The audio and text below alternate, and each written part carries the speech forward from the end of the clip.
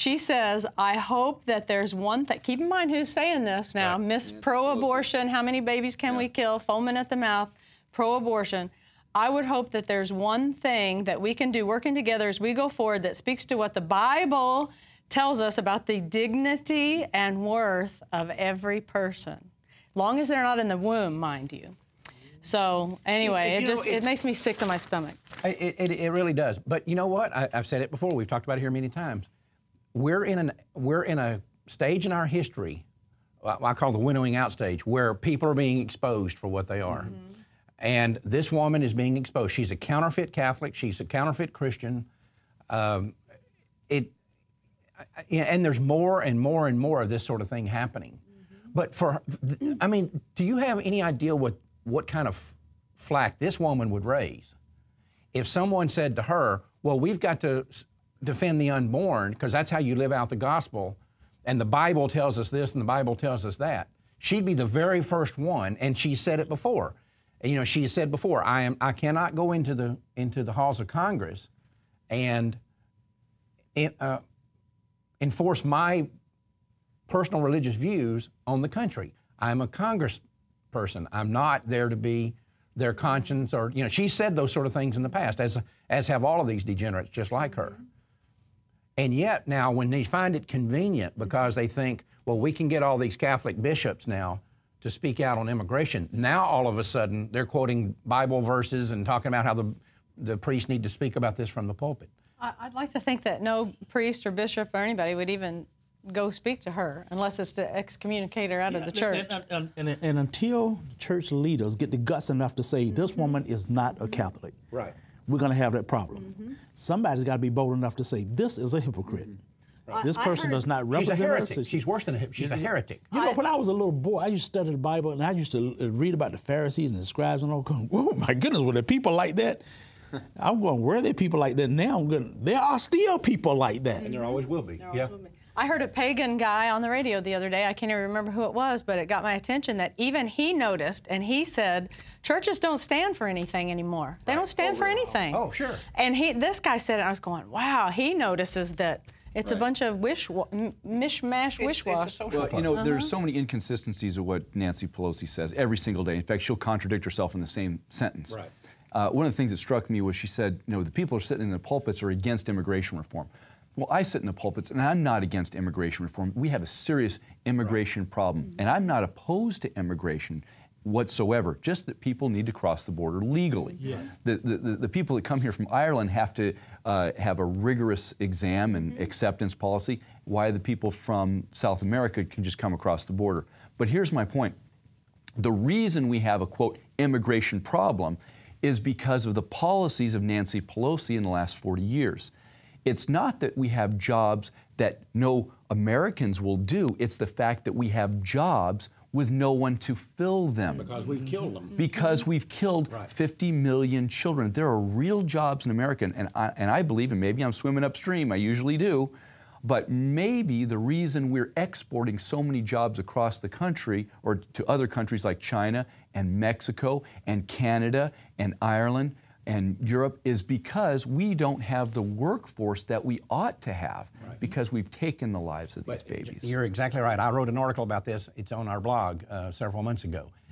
And if you look at a movie like Demographic Winter, and you see what, and we're not talking about people's opinions here. We're just talking about the math. Just sit down and do the math. You can't kill 50 million, take 50 million people out of your workforce and think that that doesn't have an impact, an economic impact. You know, the frightening thing... You not only lost those 50 million, you've lost the descendants of those 50 million. That's right. The frightening thing about Demographic Winter, I remember watching this in a hotel room. This was several years ago when it first came out. I saw it, and it predicted that at a certain point, right around 2008, 2009, the economy would collapse because you had more baby boomers retiring than you had people replacing them. And I thought, well, that's interesting. And what happened? Yeah, I mean, that sends chills up your spine. These guys are right. Right, exactly. By the way, we saw Guttmacher released a study, and I noticed it was interesting that they didn't release the study, and you know they had it, before the health care debate. They released it afterward. Because you remember when they were talking about Deficit neutral stuff? No. Well, that's another study.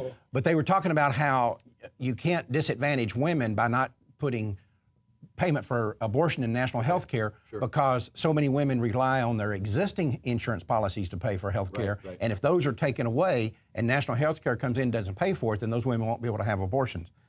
Guttmacher released a study right after the national health care was passed that shows that less than 12% of all women in America who have abortions are the abortions paid for by insurance companies. Right. 57% women paid for their own abortions, and 13% received help from some nonprofit group, and 20% got their abortions covered under Medicaid, as some states allow tax dollars to pay for abortions. Yes. Not most of them, but some. So, in other words, they lied. They lied again, which is, again, not... They lied to get Roe versus Wade to begin with, and they've been lying ever since. Right. One final thing here, Troy. We got to bring this up. We're just about out of time, but this is happening, something you know about. You've written about it quite a bit here recently. This deal where they're going to let doctors talk to girls in places where there's no abortion mill. Right. The girl goes into a Planned Parenthood facility that doesn't do abortions. She sits in front of I don't know if you've heard this, but this is amazing. She sits in front of a camera. That transmits a signal to a doctor hundreds of miles away, and he interviews her like he's examining her, right? And if she's seeking an abortion, if he's convinced that everything is okay, he pushes a button 100 miles away, and right in front of her, a little door opens up, and RU46 abortion pills are there for her to take. Whoa. Yeah, they're calling it telemed or telephone medicine.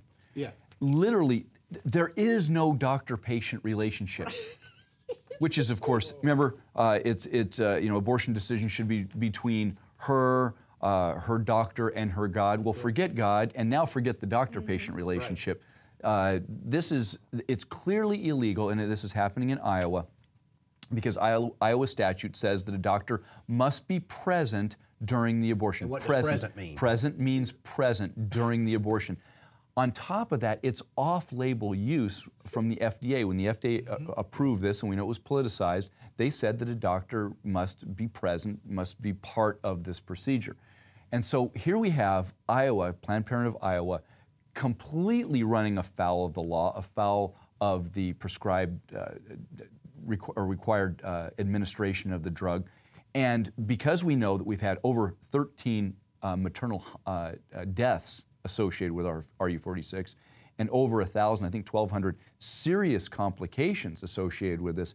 This is putting women's lives at danger, and of course it's going to be killing even more babies. But I think even additional to that, you've got a situation here where you've got a lack of abortionists. Literally, there's a dearth of the number of people that are willing to do abortions. So you can have, in theory, some quack abortionist sitting in his living room in his pajamas pushing buttons all day long to kill babies. And just think about it. You're just a woman. You're sitting there. Here's a little a little television camera, and there's a little box in front of you with a door on it. And you answer the questions like the guy on the other end wants you to answer them, and all of a sudden the little door goes plop, and you take out your abortion. It's a sci-fi movie. Do you think there's a little answer like, answer yes now? Right. Answer, This is... It is like, I thought of Logan's Run when I first saw this. I said Logan's Run in my head. The little pill pops up and you go to Sleepyland or whatever it is. Except in this case, the pill pops up and your baby goes to Sleepyland. Right. I am absolutely convinced, and I saw this years ago when we had, we got the stuff on the home abortion kit, which we still have the video. I don't know if I've ever shown any of you guys that video. There's a video? Oh yeah, we've got a video here of it. And it's like a Tupperware party where women sit around and give themselves abortions. It's menstrual extraction. Menstrual extractions, they call it. And we've got the video for it. And I thought at the time, this proves to me there is nothing these people won't do. Yeah. There is nothing, there's no limit, no barrier, nothing you can place in front of these people. When it comes to killing a baby, they'll do whatever it takes. If you're butchering in pieces, innocent children, why stop there? And this is just a manifestation of that deal. This little door is going to plop. It would be funny if it weren't so incredibly tragic. Anyway, we'll be right back.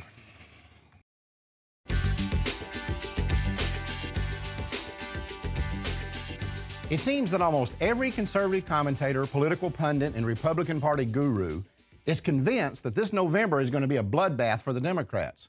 To hear them tell the story, the elections are little more than a formality. But I'm not so sure we should be counting those chickens just yet.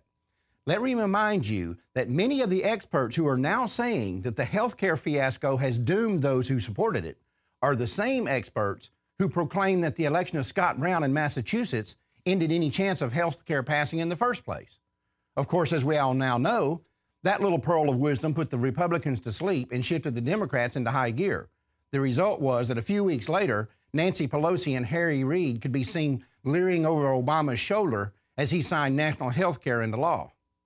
Now, those same experts seem oblivious to the fact that today's voters have short attention spans. It may be true that if the elections had been held the day after national health care passed, the American people would have voted these crooks out of office. In fact, it's entirely possible they would have been perfectly fine with throwing every political hack who jammed this down their throats in jail. But already, that anger and passion seems to have largely evaporated, and come November, it may be little more than a hazy memory. What we need to remember is that in almost every aspect of human experience, complacency is the most reliable predictor of failure. As pro-lifers, we should also remember that no one has more to lose through socialized medicine than the unborn. So what I'm asking you to think about is the old saying that tells us to pray like everything depends on God and work like everything depends on